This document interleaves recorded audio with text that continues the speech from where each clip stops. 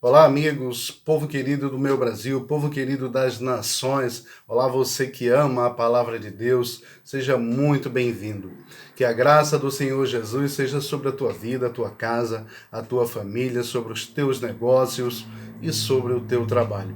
Hoje nós vamos dar continuidade ao último vídeo que eu fiz, né, sobre João 10, a parábola de Jesus sobre o bom pastor. Nós vamos falar um pouco mais sobre esta parábola, e esse vai ser o segundo vídeo, na verdade, e provavelmente nós vamos fazer um terceiro, tá?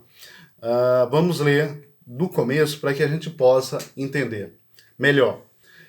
Diz assim, João 10, a partir do versículo 1. Na verdade, vos digo que aquele que não entra pela porta no curral das ovelhas, mas sobe por outra parte, é ladrão e salteador.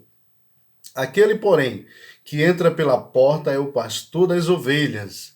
A este o porteiro abre e as ovelhas ouvem a sua voz, e chama pelo nome as suas ovelhas, e as traz para fora.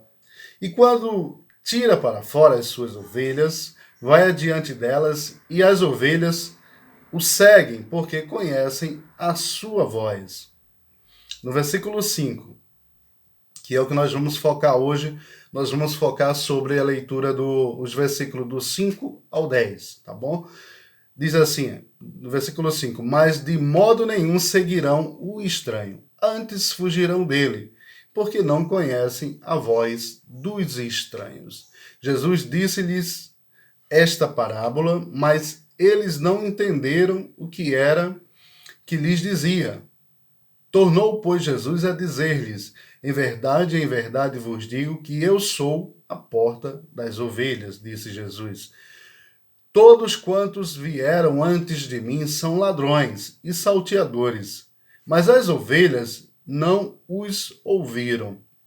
No versículo 9 ele diz, eu sou a porta, ele volta a afirmar, né? Eu sou a porta.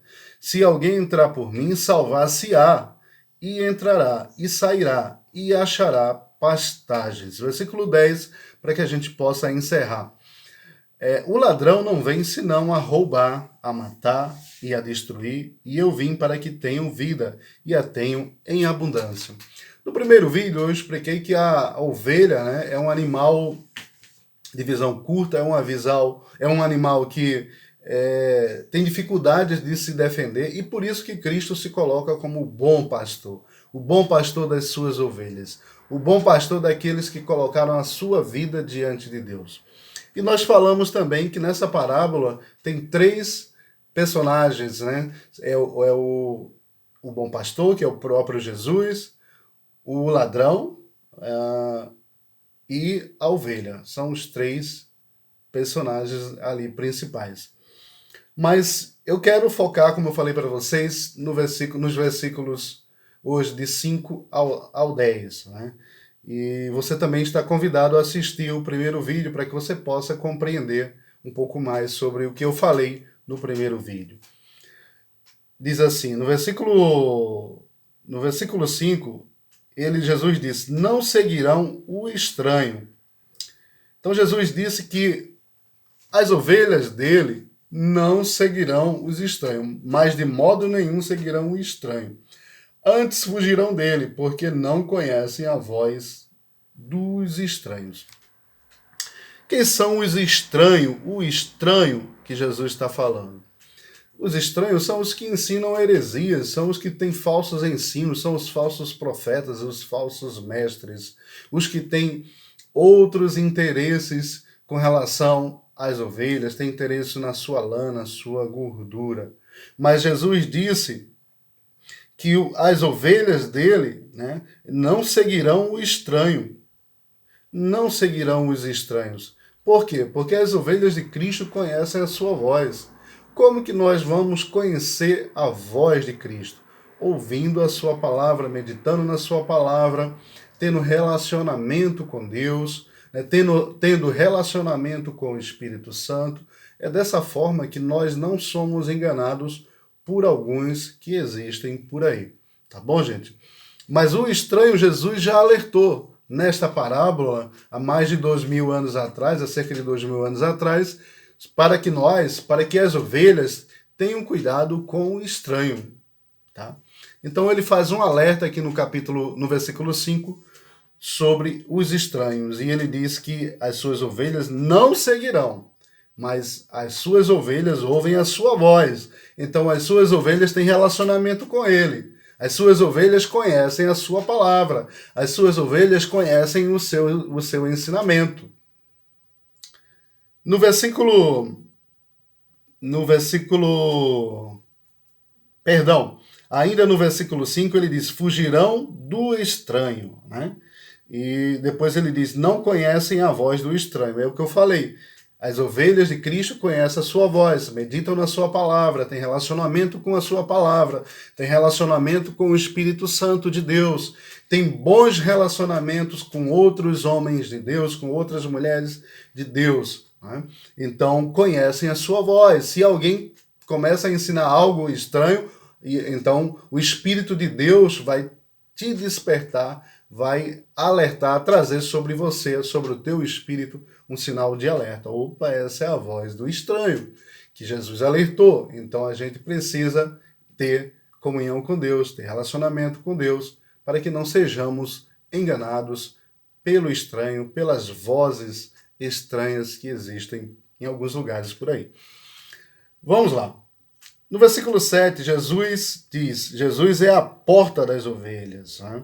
Então, ele diz, tornou, pois, Jesus a dizer-lhes, em verdade vos digo que eu sou a porta das ovelhas. Não existe outra porta, não existe outro caminho, né? O ladrão, ele é o salteador, ele vem para roubar, para matar, para destruir. Mas Jesus está dizendo, eu sou a porta de entrada das ovelhas, das minhas ovelhas. Então Jesus é a porta. Ele não é mais uma porta, ele não é mais uma opção. Ele é a porta, a única porta. A porta de entrada para Deus, a porta de ir até Deus, porque ele é o sacrifício perfeito na cruz do Calvário pelos nossos pecados, né? Por isso que ele diz que ele é a porta de entrada das suas ovelhas. No versículo 8, Jesus diz assim, ó, todos quanto vieram antes de mim são ladrões e salteadores, mas as ovelhas não os ouviram. Jesus está falando dos falsos mestres, dos falsos profetas que existiram antes dele, né? E que tinham interesses, né? Muitos até se apresentaram como Messias. Lembra que quando um grupo de fariseus, de saduceus, foram até João Batista, perguntaram a João, és tu o Messias? E João Batista disse, não, eu sou a voz que clama no deserto, preparai o caminho do Senhor. Ele disse abertamente que ele não era o Messias. Então, existiram, e também depois de Jesus, existiram outros, ainda relatado lá no livro de Atos, de outros falsos profetas que existiram, inclusive usando o nome de Jesus. Então, Jesus está falando desses anteriores que vieram, desses falsos profetas que vieram antes dele. Um período que surgiu muito falso profeta em Israel foi o período ali interbíblico, né? Um período que Deus ficou sem levantar profetas durante 400 anos. Em algumas Bíblias mais antigas, entre o Primeiro Testamento, o Velho Testamento e o Primeiro Testamento, o Novo Testamento, nós temos ali uma folha em branco, que significa um período de 400 anos que Deus não levantou profetas em Israel. E Deus traz ali, né, quebrando esse stop aí, com a chegada de João Batista, preparando o caminho da chegada do Messias, da chegada de Jesus. Então, Jesus diz no versículo 8, todos quantos vieram antes de mim são ladrões e salteadores, mas as ovelhas não os ouviram. Ele diz que as suas ovelhas não os ouviram. Tá? No versículo 9, ele volta a afirmar, eu sou a porta, né? Eu sou a porta, se alguém... Só um minuto. Eu sou a porta, se alguém entrar por mim, salvar-se-á, e entrará, e sairá, e achará pastagem. Então, Jesus está voltando a afirmar que ele é a porta, e se alguém entrar por essa porta, que é ele mesmo, será salvo. Tá? Se não for por essa porta que é Cristo, não será salvo. Se você está entrando por outra porta que não é Cristo, você está ouvindo a voz do estranho. Você não está ouvindo a voz do bom pastor. Então você tem uma escolha a fazer: permanecer ouvindo a voz do estranho ou permanecer ou voltar, né, a ouvir a voz do bom pastor, a ouvir a voz do Cristo, do Messias, daquele que diz aqui em João, que se alguém não entrar por ele, que é a porta, não será salvo. Eu sou a porta, e se alguém entrar por mim, salvar-se-á, e entrará, e sairá, e achará pastagens. No versículo 10, ele diz, no versículo 10 ele diz assim: o ladrão não vem senão para roubar, matar e destruir, na primeira parte. O ladrão não vem senão para roubar, matar e destruir. O ladrão, nessa parábola, nessa figura de linguagem de Jesus, é o próprio diabo, e são aqueles também que, com outros interesses, com o interesse de possuir a lã das ovelhas, a gordura das ovelhas, tá? São os estranhos, as vozes estranhas, essas vozes estranhas, e trabalham de maneira consciente ou não para o estranho. Então, o ladrão não vem senão a roubar, né?